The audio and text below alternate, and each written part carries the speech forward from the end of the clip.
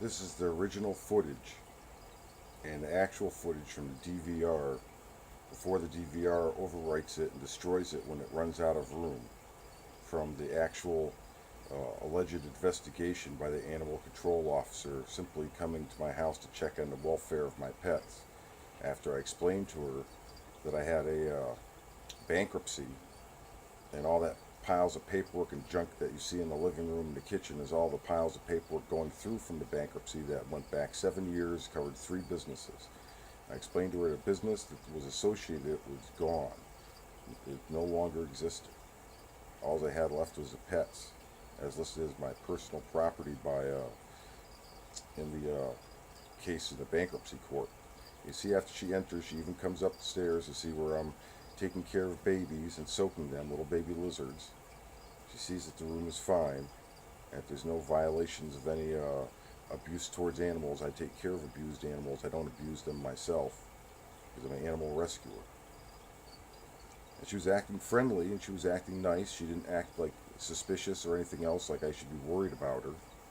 So I figured that everything was fine. I showed her the animals. I showed her animals that had signs of abuse on them. I have 2 lizards that are missing one eye, each one of them. One is missing one eye on one side of his head and one on the other. It turned out it was from cancer in both cases, an infection.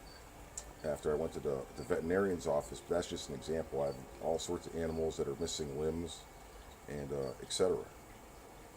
And I provide them good care 24 hours a day, 7 days a week, every day of the year.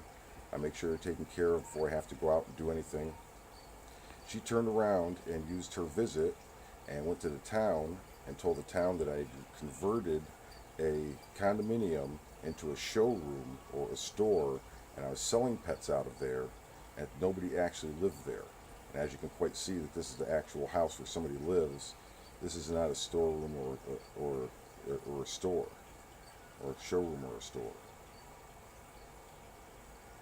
Now, if she disappears around a corner, that footage will come up later from a different camera, because I know I can display 4 at once, where she was in the control room area where you're looking at this monitor right here, looking at herself on the monitor while being filmed, looking at herself on the monitor while looking at her car out in the parking lot.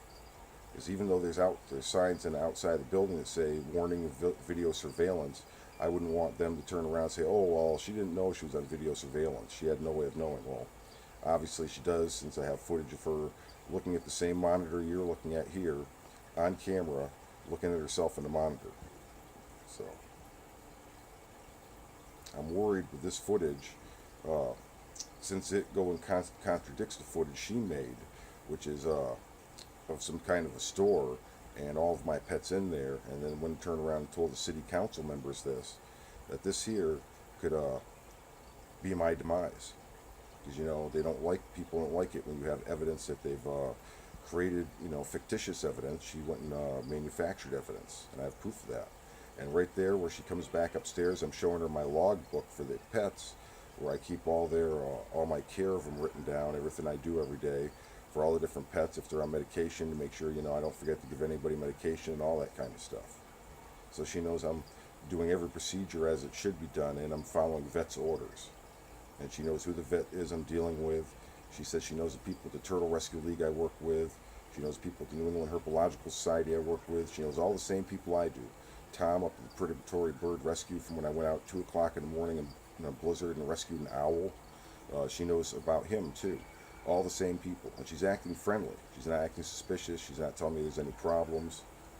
And this is before all the problems happened with the city. There was no due process or anything else. They just came after me like gangbusters. And we shut down operations, or that's it for me. As you can quite clearly see, this is a house. It has furniture in it. I live here. And I was going through the process of getting rid of all that bankruptcy paperwork, which is bags and boxes and boxes and boxes, because after 7 years going back, covering 3 businesses, there's more paperwork than you even want to think about.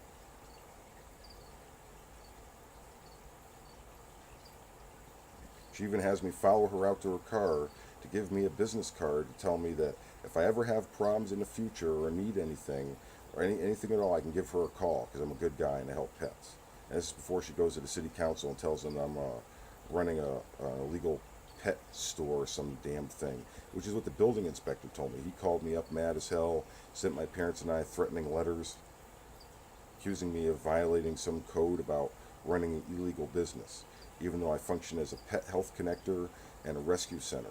So I don't perform any rescues out of here. I leave, go out and do the rescues. People call me up, look for advice, look for a veterinarian, etc. And this is the end of her visit. I do sell products for pets, but I sell them on eBay. So best this would be a home-based business or a grassroots effort. It's not like I have some kind of major operation here selling animals.